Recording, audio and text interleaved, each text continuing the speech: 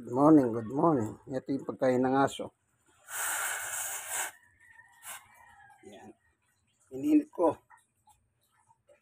Atay ng manok, balon-balunan ng manok. Yan, iniinit ko po. Pakakainin ko sila. Kasi tapos na silang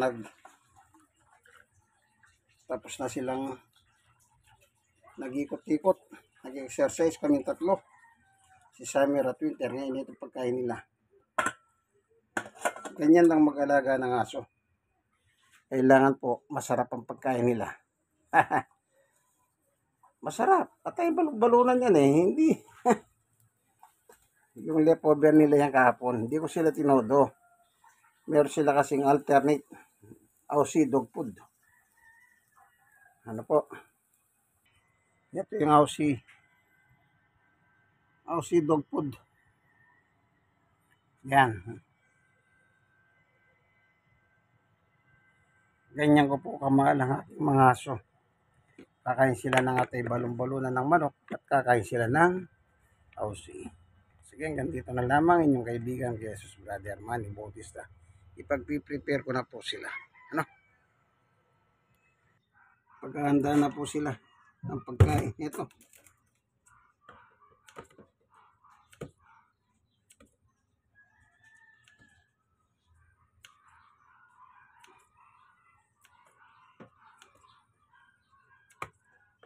Nililiit ng ganyan kasi maliit sila. Ayaw nila yung bibigay mong buo. Hindi nila kakainin. Pero pag ginanito mo, yan, kakainin nila. Pag iniwa-hiwa mong maliit, yan.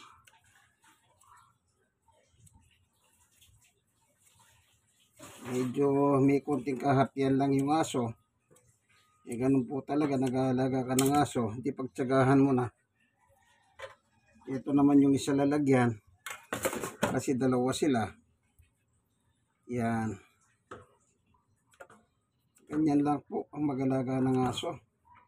Huwag nyo pang pakainin ng aso ninyo kung nag-aalaga kayo. Yung tira-tira. Kasi hindi naman ba't ka pa nag-alaga?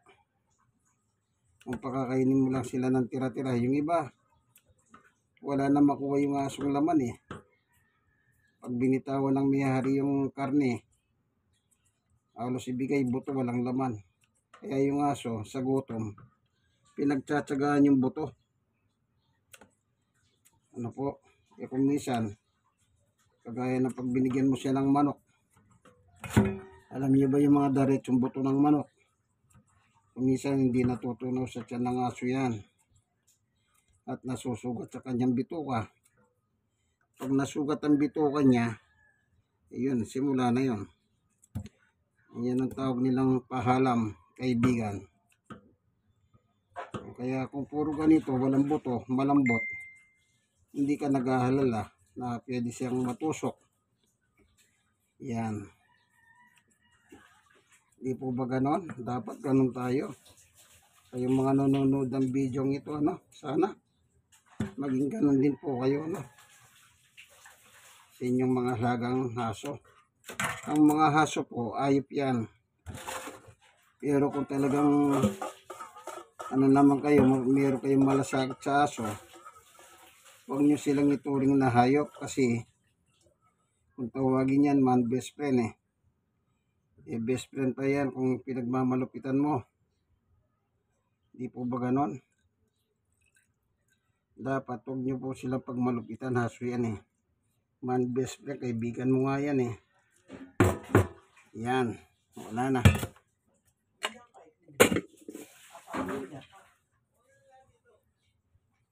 Yan.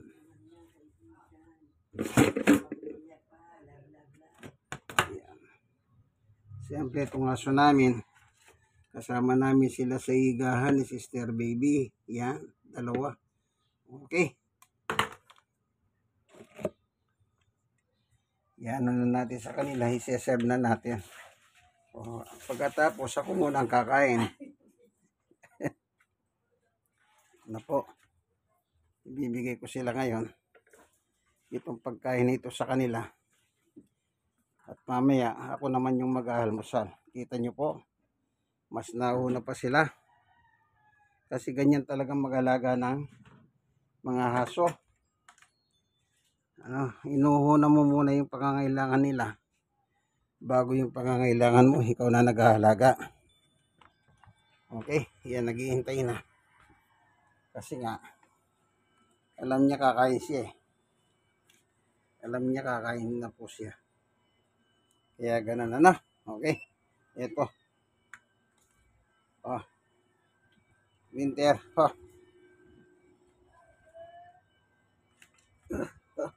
Summer, oh, summer. Ayan.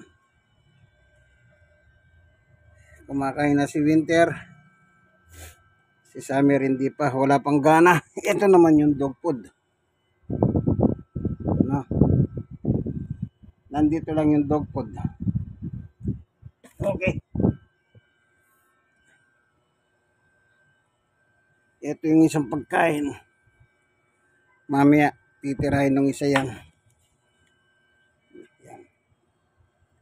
Summer. Ayun po si Summer. Ayan. Ay. Ganyan talaga yan tuwing umaga. Tuwing umaga, ganyan yan. Wala muna siyang gana. Ayan. Kaya mamaya, magkakagana rin yan. Hindi kagaya nitong isa, si Winter. Mas bata kasi. Kaya ano pa siya pagkain. Matakaw. Ayan, binabanatan niya. Oh, ayan. Ayan. Para makita niyo po. Ayan. Si Winter. Okay. Ito naman yung tubig. Ayan. May tubig silang naka-stack lang dito. Okay. Anytime na gusto lang uminom. So, balik natin. Ayan. Okay. Sige. So, hanggang dito na lamang po, itong video ng pagkain, pag-prepare ng pagkain nila Summer at Winter. Atay at balon-balunan ng manok, po. Yan, araw-araw binibili po namin sila. Sa isang araw, 100, ubusin nila maghapon yun. Meron kasamang dog food yun, yung Aussie food. Ganyan po paghahalaga ng aso. Ito po ang inyong kaibigan kay Jesus, Brother Manny Bautista. Sana meron po kayo natututunan sa aking mga video. Like and share, and share and share. Kayong mga na-share, share nyo po sa iba. At mag-subscribe na rin po kayo. God bless us all po. Bye-bye!